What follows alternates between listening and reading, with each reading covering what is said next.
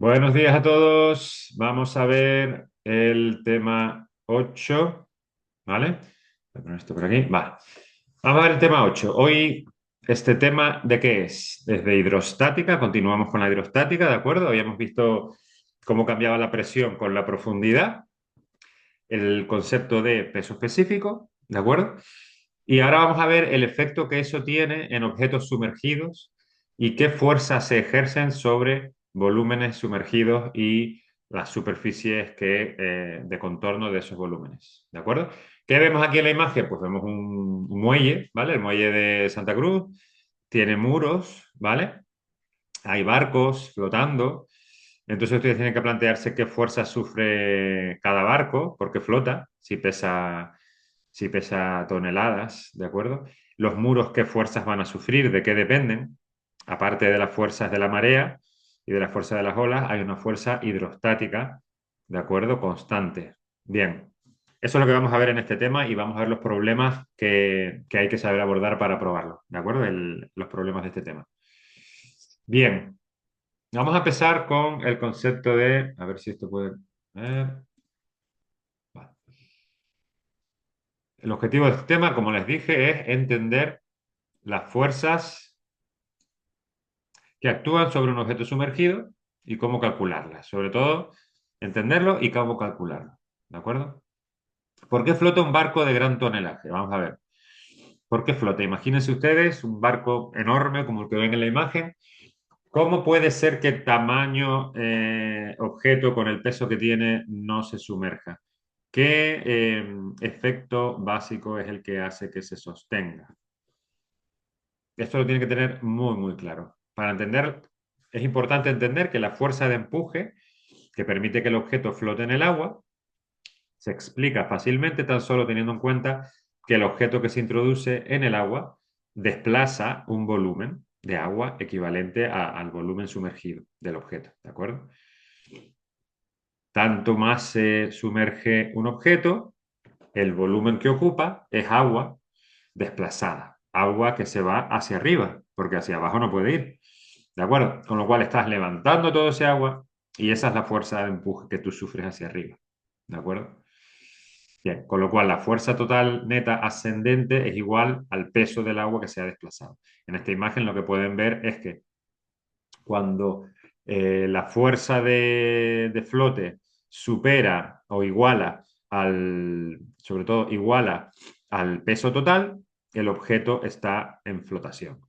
Si el peso es mayor que la fuerza de empuje, pues el objeto se sumerge. Por ejemplo, un bloque se sumerge porque su densidad, si es un bloque denso, sólido, sin aire, su densidad o su peso específico es mayor que el del agua, con lo cual la fuerza total es mayor, la fuerza debido a la gravedad, y cae. Y el peso del agua desplazada no es suficiente para que flote. Bien, vamos a ver si... Bien. Fuerzas sobre volúmenes sumergidos. ¿Cuáles son las ecuaciones que rigen esto que acabamos de verbalizar? Bien, tenemos el principio de Arquímedes. Todo cuerpo sumergido en un líquido recibe una fuerza vertical dirigida hacia arriba, llamada el empuje, un empuje, cuyo valor es igual a el volumen por el peso específico del líquido sobre el cual está sumergido, en el cual está sumergido, ¿de acuerdo? Y esa fuerza se aplica, ¿dónde se aplica? Sobre el centroide del volumen, ¿de acuerdo? No necesariamente coincide con el centro de gravedad, ¿de acuerdo? Sobre el centro de gravedad actuará el peso, la fuerza de peso, en mecánica clásica, ¿de acuerdo?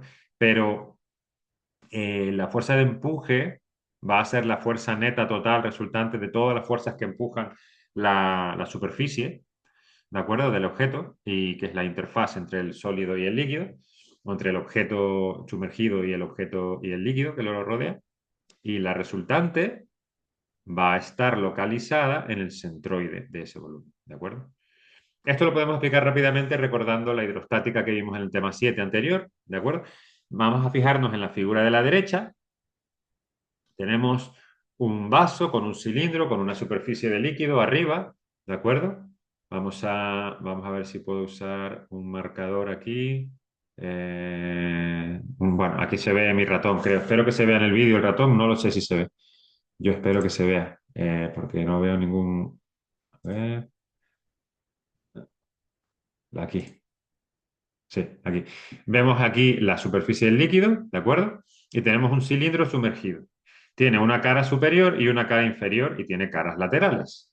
Como hay presión en todos lados, las fuerzas laterales se van a compensar una con la otra. Pero las fuerzas de abajo para arriba en la cara inferior y la cara en la fuerza superior van a ser diferentes. ¿Por qué van a ser diferentes?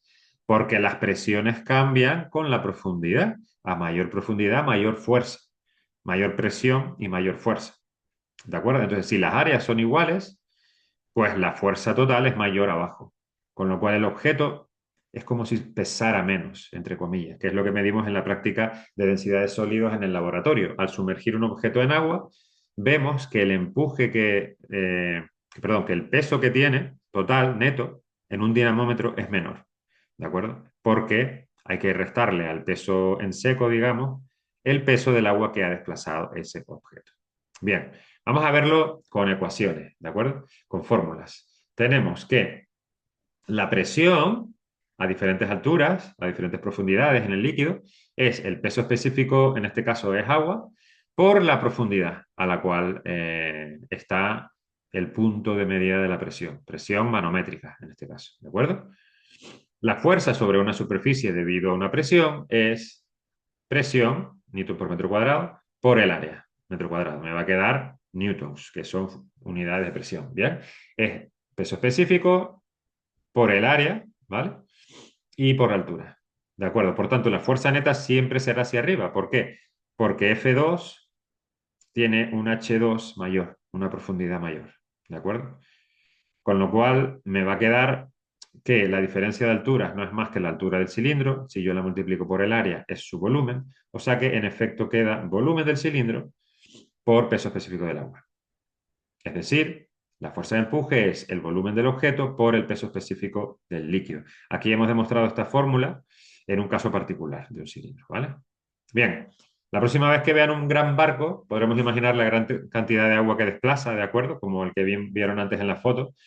Pueden ver el calado o el draft, que es la distancia de la línea de flotación hasta el fondo del barco, y pueden fijarse en la línea de flotación y pueden hacerse una idea de todo el volumen de agua que se ha desplazado, ¿de acuerdo?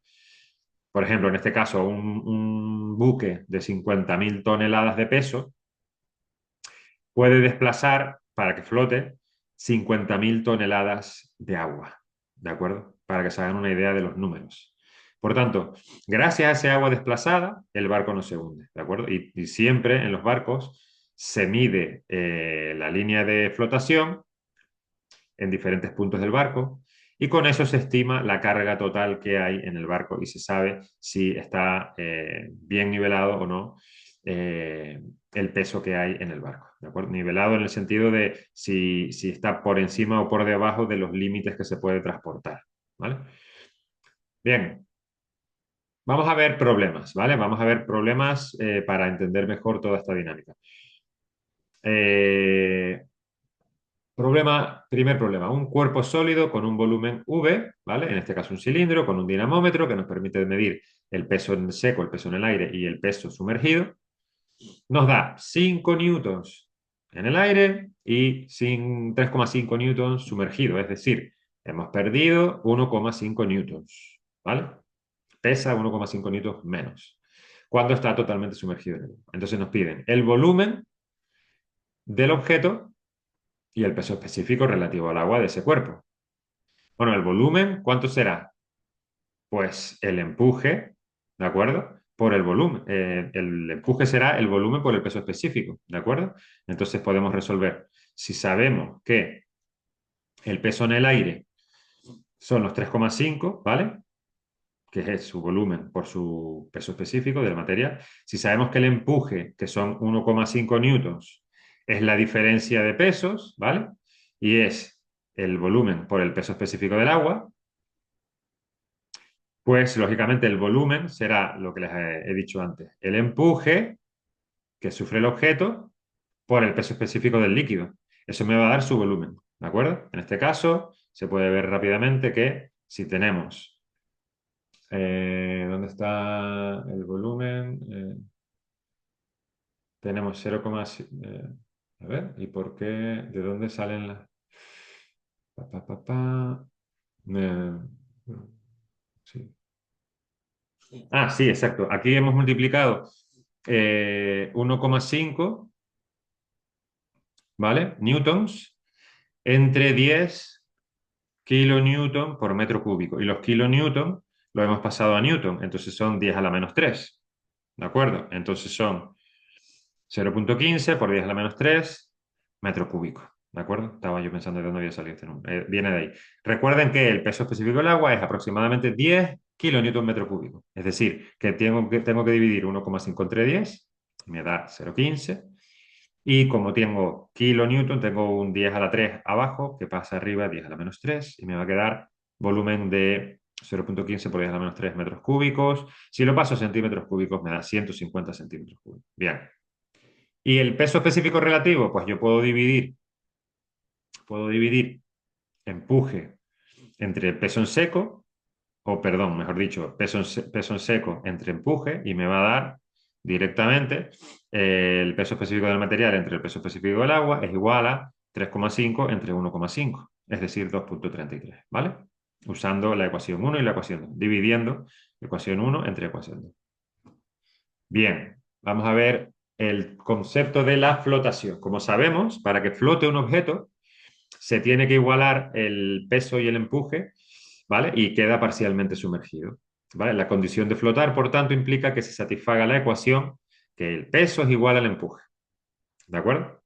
Para que esto sea posible, el peso específico del cuerpo debe ser menor que el del líquido, ¿de acuerdo? El del cuerpo sumergido. Por ejemplo, aquí vemos una boya que está parcialmente sumergida, pues el peso total de este objeto, el peso total, es igual al peso del volumen sumergido, que sería h, altura, por el área, por el peso específico del líquido. En este caso agua, porque vemos que hay un pececito, o sea que agua de mar. Con lo cual, como el peso específico del objeto es menor, hace falta menos volumen del total para igualar ese peso, ¿vale? Con agua, que tiene un peso específico mayor. Bien, vamos a verlo con un ejemplo. Tenemos un cilindro de madera, imagínense, un cilindro de madera, un bloque de madera, tiene 50 centímetros de altura, 30 centímetros de diámetro y está flotando. Sería como una especie de boya muy grande de madera. Si el peso específico relativo al agua de esta madera es 0,6, ustedes saben que la madera suele flotar cuando es una madera poco densa, determinar la altura de la parte sumergida. Es decir, es como este ejemplo aquí. Pues yo puedo saber que la altura h, ¿vale? Por el área, nos dicen que tiene un diámetro, con lo cual es cilíndrico, ¿de acuerdo? La altura h por el área me va a dar el volumen que está sumergido. Lo multiplico por el peso específico del agua y me va a dar el empuje que sufre, ¿de acuerdo? Y ese empuje tiene que igualar el peso, ¿de acuerdo? Vamos a ver cómo lo resolvemos. Tenemos que el peso son pi r cuadrado, ¿vale? Pi por radio al cuadrado, que es el radio es 15 centímetros de diámetro, por los 0,5 metros de altura, ¿vale? 0,15 metros de altura, 0,5 metros de altura, perdón, 0,15 metros de diámetro, y multiplicamos por 0,6 al agua, relativo 0,6 de peso específico relativo al agua, es decir, 0,6 por 10, es decir, 6. 6 kilonewtons por metro cúbico tiene de peso específico. Yo multiplico los 6 kilonewtons por metro cúbico por el volumen y me va a dar el peso total, 0,2 kilonewtons, ¿vale? Bien, pues eso tiene que ser igual al peso de la fracción de cilindro, está de aquí sumergida, que va a ser ¿cuánto? Pues pi por r al cuadrado, igual que aquí, pero en lugar de los 0,5 voy a multiplicar por h, ¿vale? Pi por 0,15 al cuadrado por h.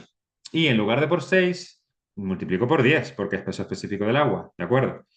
Eso tiene que ser igual, esto va a ser el empuje, ¿vale? Y el empuje tiene que igualar al peso, porque está en flotabilidad. Entonces tengo una ecuación, tengo pi 0,15 al cuadrado por h por 10 igual a 0,212.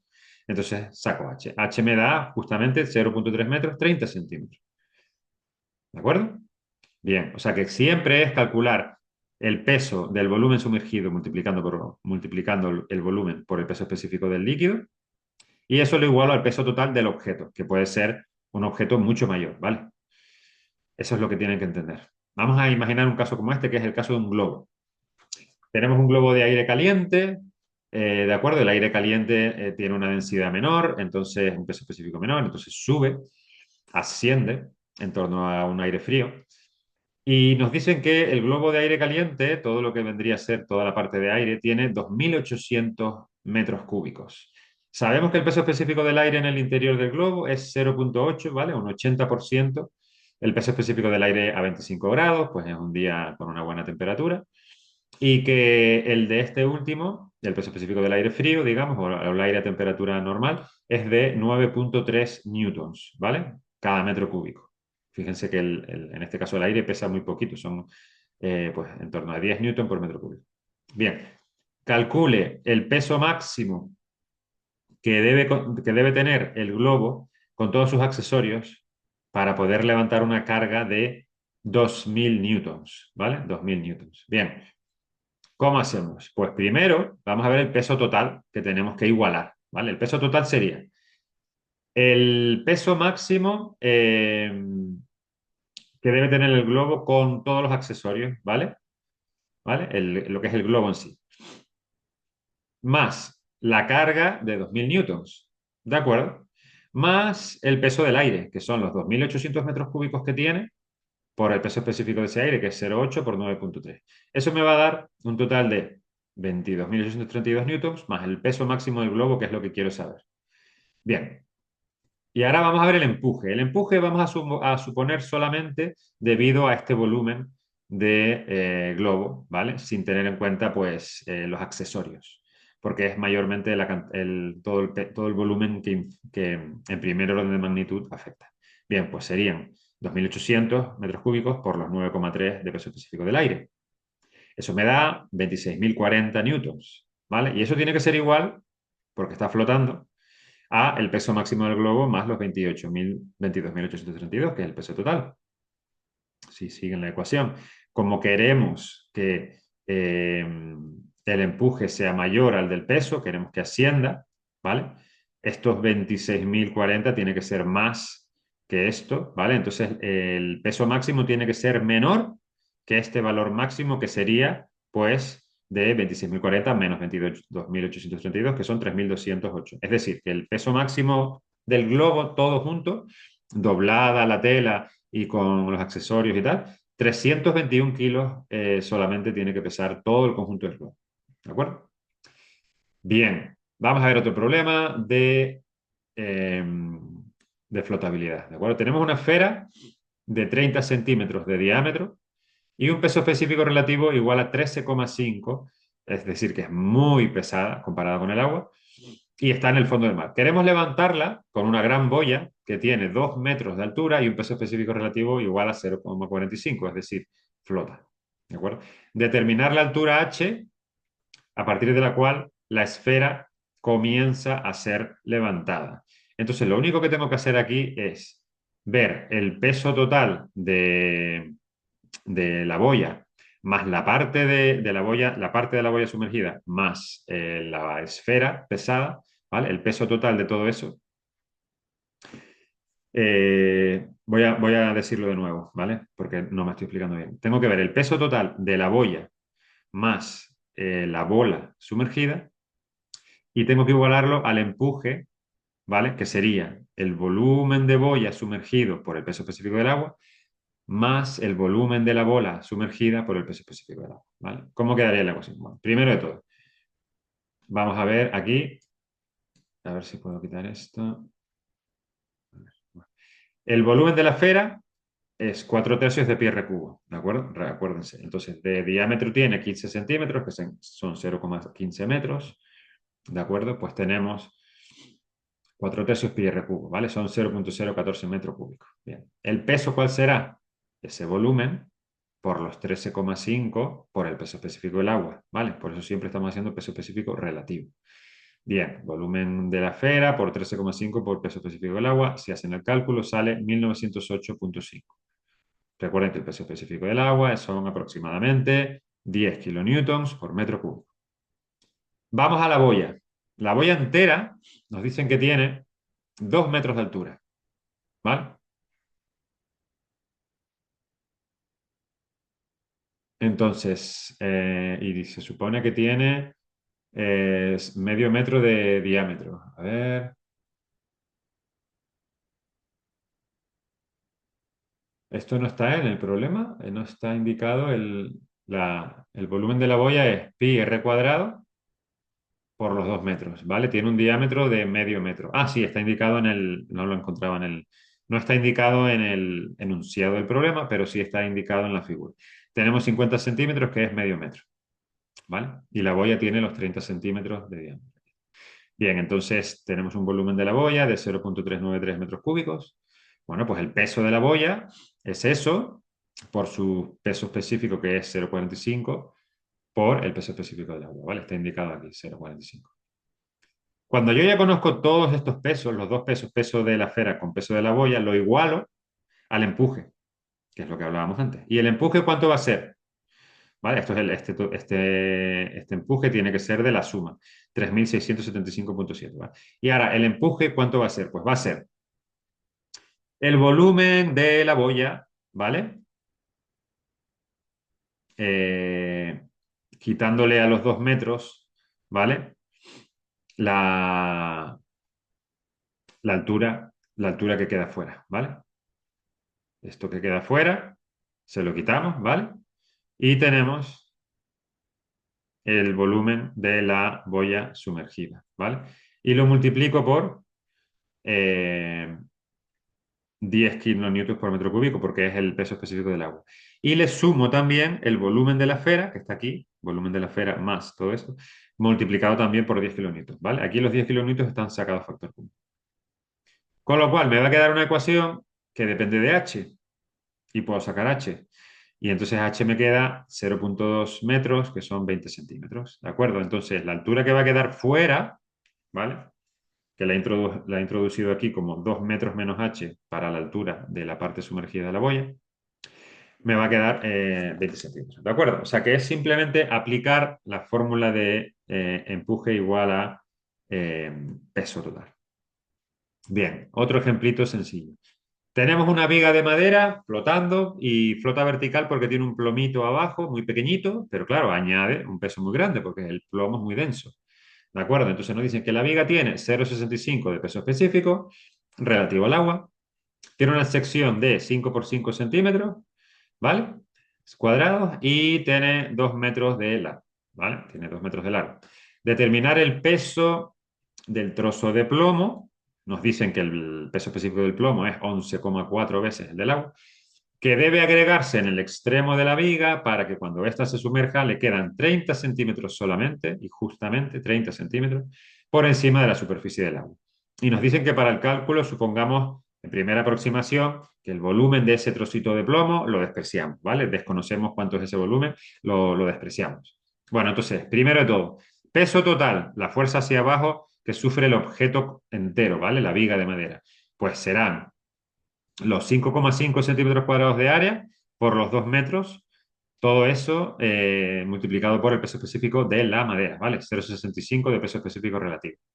Más el peso desconocido del plomo, ¿vale? Más ese peso desconocido del plomo. Y eso tiene que ser igual a el empuje. ¿Y el empuje cuánto va a ser? Los 2 metros menos 0,3 de altura, ¿vale? Que es 1,7 metros por el área, me va a dar el volumen sumergido multiplicado por el peso específico del agua. Y eso me va a dar el empuje. Con eso saco, ¿vale? El peso del plomo. Va a quedar una ecuación tal que así.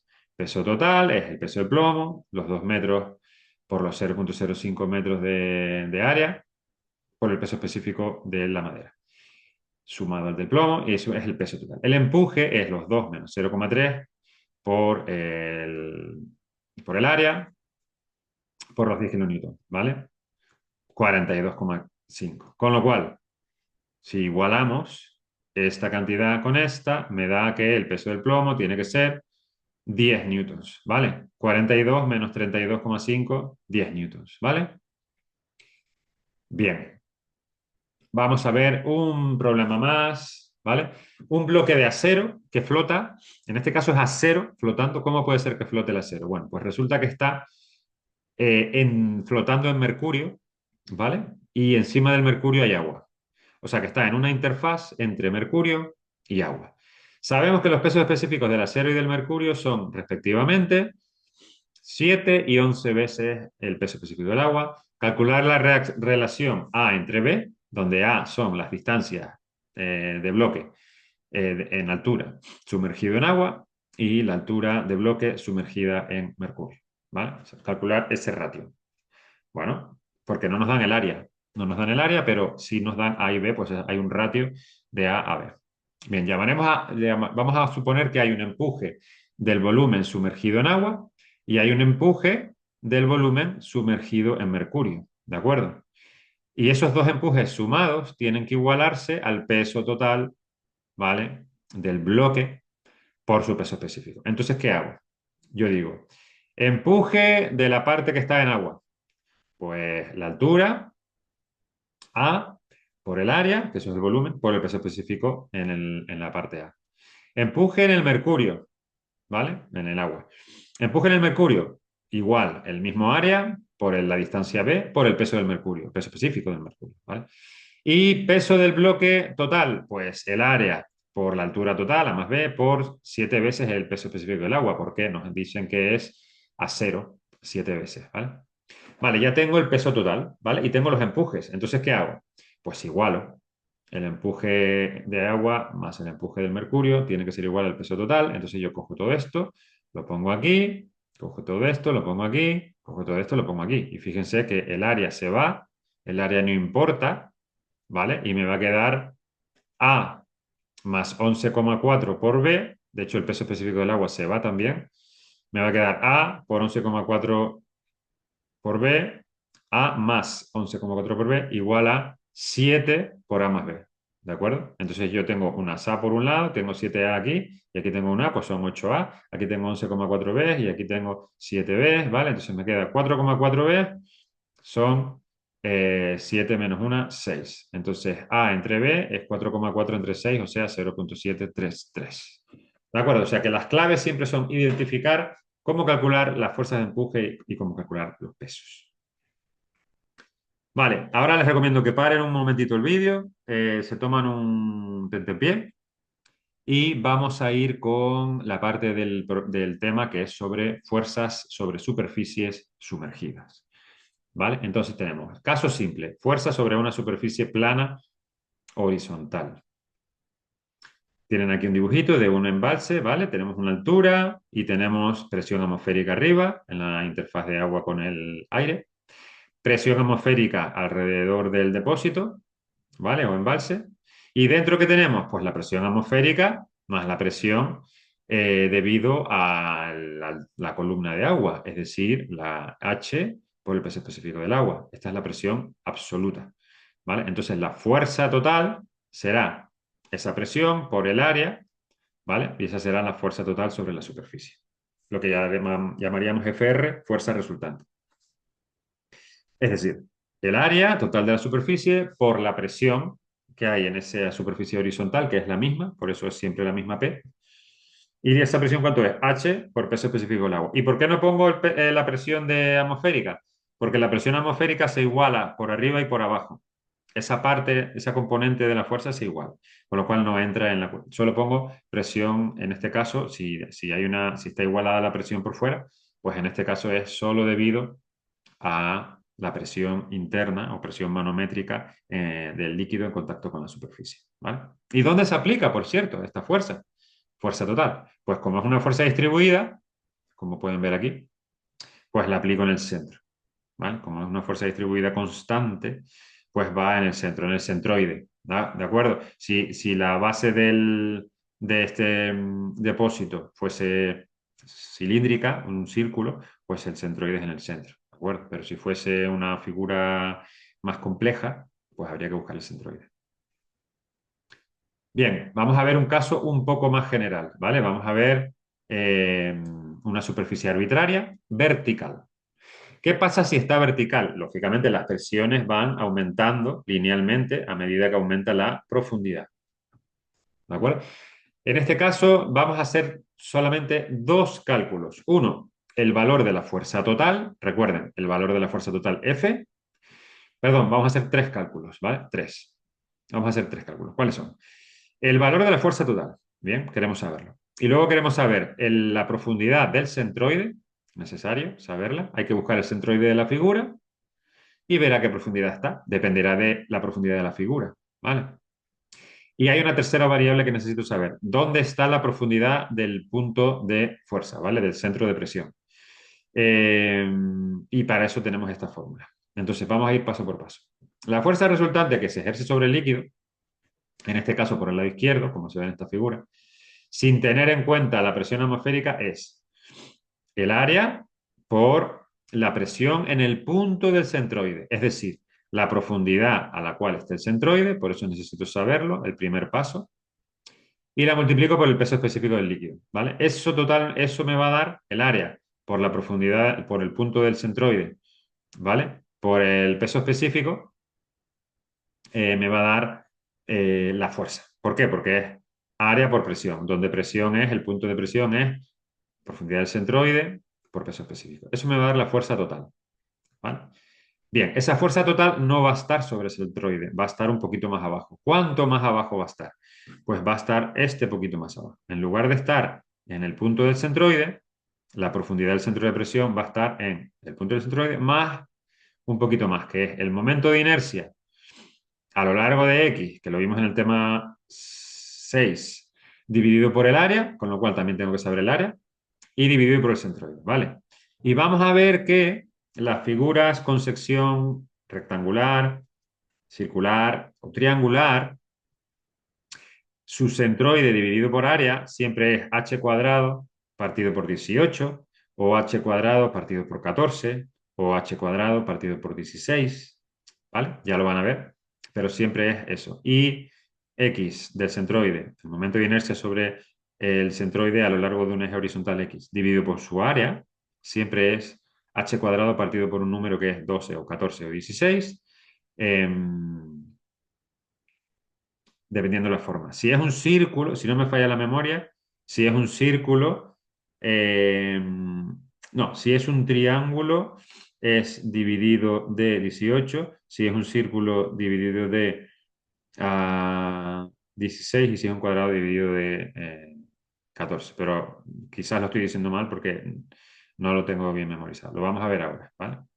Es dividido de 12, ¿vale? Por ejemplo, en el caso de un rectángulo. Bien, vamos a ver este problema. Calcular la profundidad del centro de presión y la fuerza total que la pared de una presa de 20 metros de anchura recibe por parte del agua, cuando esta última tiene una altura de 10 metros. Es decir, tenemos una presa, tiene 20 metros de anchura hacia dentro de la pantalla y la altura de agua son 10 metros. Entonces, ¿el área cuánto es? Pues el área son 20 por 10, 200 metros cuadrados. Eso es lo primero de todo. ¿Dónde está el centroide? Pues si tiene 10 metros de agua, a 5 metros de profundidad, ¿vale? Muy, muy fácil. Si yo ya sé el área y sé la profundidad, calculo la presión, que sería 5 por 10 kilonewton cúbico, lo multiplico por el área y eso me da la fuerza total, ¿vale? La fuerza total, que es la primera parte del problema, ya la tengo. 10 por 10 a la 6 newton, es decir, 10 meganewtons. Bien. Y calcular el centro de presión. Pues el centro de presión es el centroide, h del centroide, más ix partido por a dividido el centroide, ¿vale? Con lo cual, el ix partido por a para un rectángulo, lo van a ver en la tabla, o para un elemento rectangular, en este caso, es h cuadrado partido por 2. Es decir, dividimos por el número menor, suele ser 12, 14 y 16, ¿vale? 12 para el rectángulo, 14 para el círculo, si no me falla la memoria, y 16 para el triángulo. Bien, entonces tenemos h cuadrado entre 12 es 10 al cuadrado, dividido 12 me da 8,33 metros cuadrados, ¿vale? Con lo cual me queda que el centro de presión es 5 más estos 8,33 metros cuadrados dividido de 5. Es decir, 5 más un poquitito más. ¿Cuánto es? 6,67.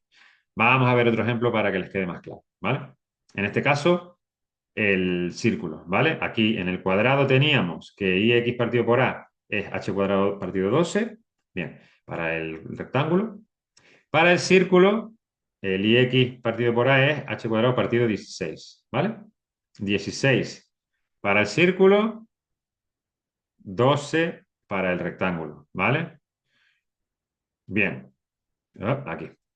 Imaginemos que tenemos, calcular la profundidad del centro de presión y la fuerza total, igual que antes, ¿vale? Pero tenemos una compuerta circular y tiene 3 metros de diámetro, ¿vale? Como se ve en la figura.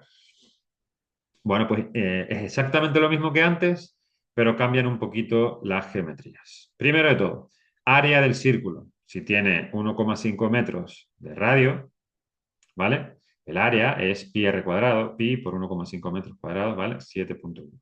Bien. Profundidad del centroide, pues los 5 metros más 1,5, ¿vale? 6,5. Bien, hasta ahí bien. Y el ix partido por a, hay que calcularlo, en el caso de un círculo es h cuadrado partido 16, lo calculo, ¿vale? H son 3. H es la altura total del elemento geométrico, ¿eh? No se confundan. Con lo cual son 3 por 3, 9, entre 16, ¿vale? Vale, pues la fuerza total es área por presión, ¿de acuerdo? Es 7,1 por 0,5625, no, perdón, 7,1, ¿vale? Por el peso específico del agua a los 6,5 metros de profundidad, ¿vale? Me da 461,5. ¿Y el centro de presión dónde está? Pues los 6,5 del centroide más este chiquitín más, ¿vale? Recuerden, la fórmula es esta siempre, ¿vale? El centro de presión es posición del centroide más un poquito más. ¿Por qué? Porque el centro de presión siempre está un poco más abajo. ¿Cuánto es este poquito más? El ix partido por a. Traten de memorizar esa lógica, ¿vale? Con lo cual, 6,5 de centroide y el centro de presión estará sumándole un poquito más, que son los 0,56 que lo he calculado del ix partido por a, dividido de los 6,5. Me queda 6,59, ¿vale? 0,01 metros, ¿vale? O un centímetro más abajo. Vale, ahora vamos a ver el caso ya más general todavía, un poquito más general, que es una superficie plana, sumergida, y con un pequeño ángulo, ¿vale? Teta con respecto a la horizontal.